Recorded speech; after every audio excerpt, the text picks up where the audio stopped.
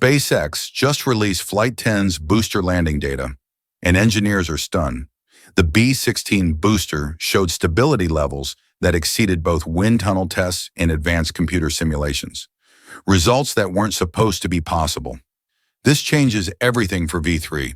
If the current booster already outperforms theoretical predictions, the upgraded V3 with Raptor 3 engines could shatter every limit we thought existed. Flight 11 is testing this theory right now with riskier maneuvers. Let's dive right in.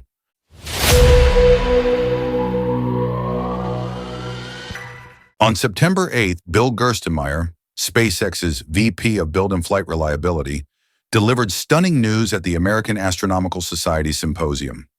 Flight 10's booster showed aerodynamic stability, exceeding both computational fluid dynamics models and wind tunnel tests. Here's why that's massive. Engineers spend years perfecting CFD simulations, complex computer models using advanced physics to predict airflow. They also build scale models and blast them in wind tunnels with controlled airflow.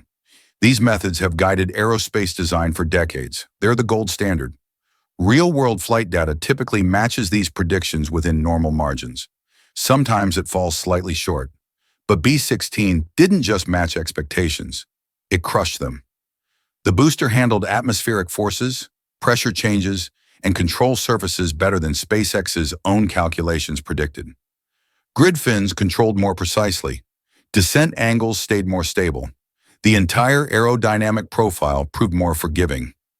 This isn't just good news, it's permission to push harder.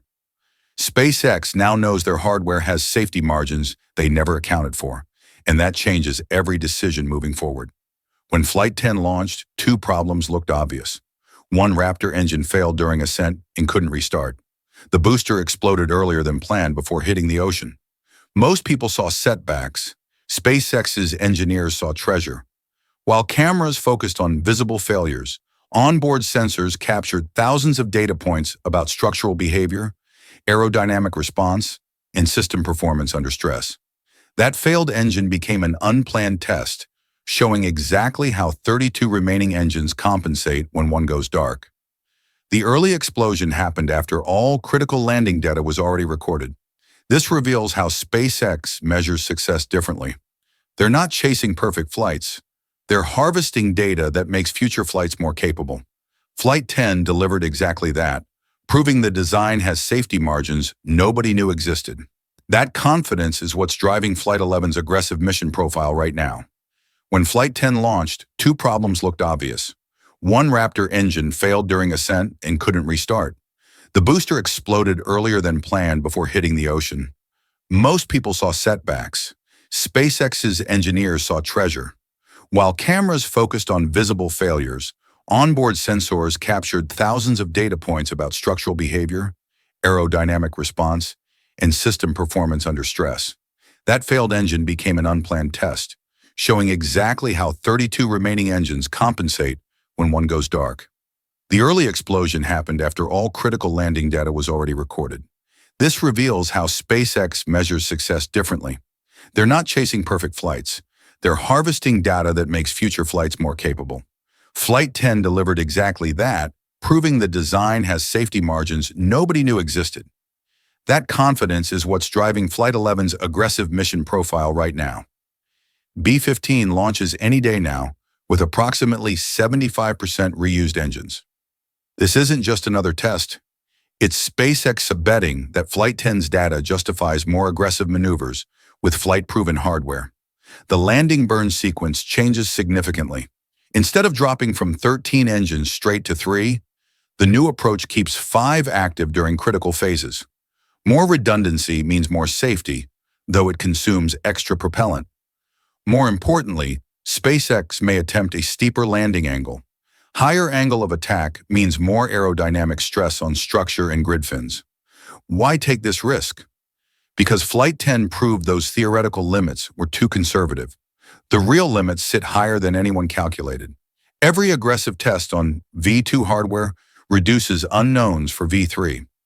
Flight 11 is the bridge between proven design and revolutionary upgrade. The stakes are clear. If B-15's reused engines perform flawlessly, it validates SpaceX's refurbishment processes. If another engine fails, it could compromise the landing. But Flight 10's exceptional data makes this calculated risk worth taking. Flight 10's breakthrough becomes truly transformative with V3, the most comprehensive, super heavy redesign yet. The forward section gets a completely reworked hot staging system. Grid fins are redesigned with integrated catch points for Mechazilla recovery.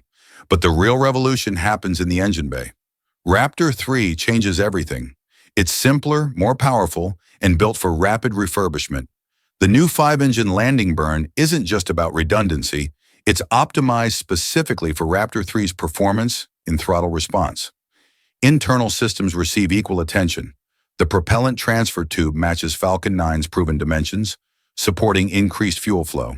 SpaceX's target, 100 tons to orbit with full reusability.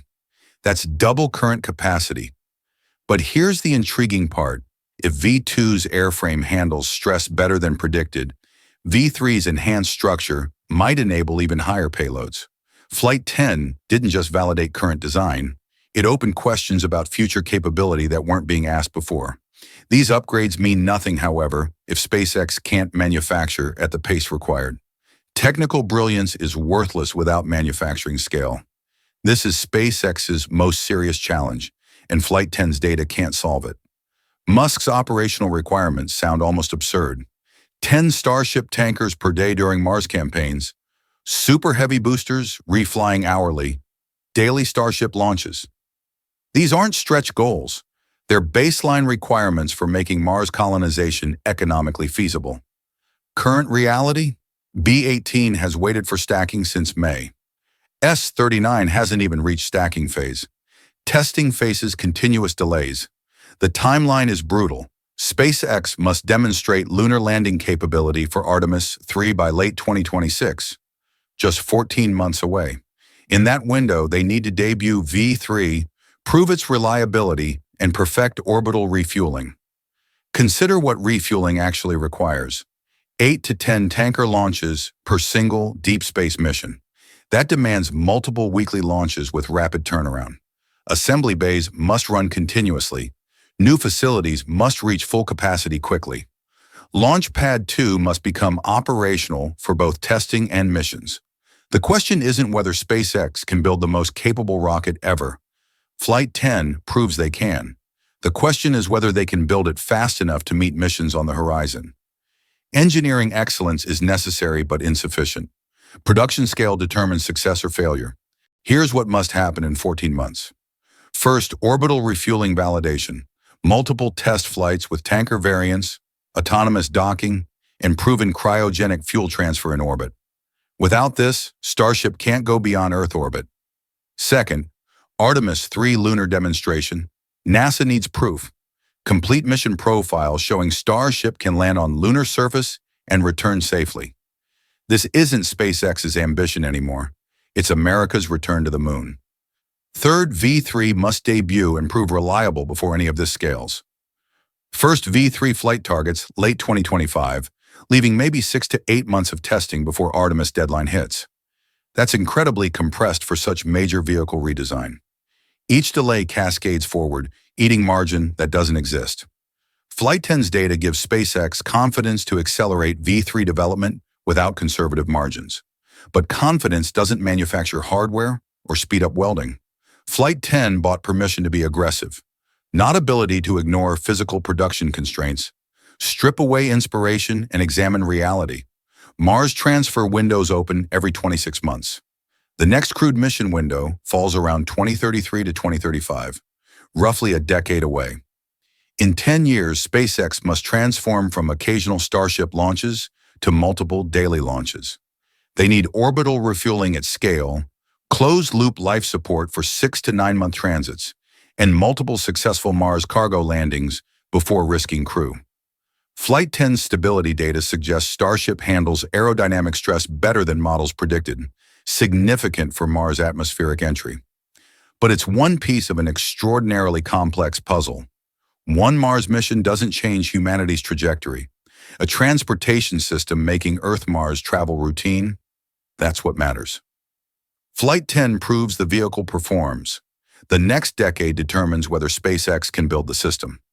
You're witnessing the real process of building humanity's first interplanetary transportation system. Flight 10's breakthrough isn't Hollywood drama. Its engineers discovering hardware performs better than their calculations predicted. That discovery enables Flight 11's aggressive testing. Flight 11 informs V3's design confidence. V3 validates orbital refueling. Refueling enables lunar missions. Lunar missions prove deep space operations. Deep space leads to Mars. Every data point connects. Every test builds on the previous. This is how revolutionary technology develops. Not sudden breakthroughs, but accumulating validated performance, permitting the next calculated risk. What's your take? Is production pace the real bottleneck? Can SpaceX achieve daily launches with current infrastructure? What if V3's first flight reveals unexpected issues? Drop your thoughts below, because this discussion represents thousands of informed observers analyzing the same challenges SpaceX faces. This is exactly why Flight 10's data changes everything. When your hardware outperforms your own predictions, you're not just validating a design, you're discovering capabilities you didn't know existed. SpaceX stopped trusting simulations alone and started trusting flight data that exceeded the simulations. V3 isn't being built on theory anymore. It's being built on proven performance that beat the theory. That confidence shift changes what missions become possible. Steeper landing angles on Flight 11, higher payload capacity on V3, faster timelines for orbital refueling. Each impossible result from Flight 10 compounds into capabilities that look like science fiction just 5 years ago. And this is just the start. Flight 11 launches within days with those aggressive maneuvers we discussed.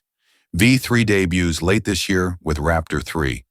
Orbital refueling demonstrations follow in 2026. Every mission builds on these breakthrough results. But here's the critical question I need your perspective on. Can SpaceX solve the production bottleneck before it caps their ambitions? The technology is proven. The data is extraordinary. But can the factories keep pace? Drop your answer in the comments. I read every single one, and this community's insights often catch things I miss. If this breakdown gave you a different perspective on what's actually happening at SpaceX, hit that like button.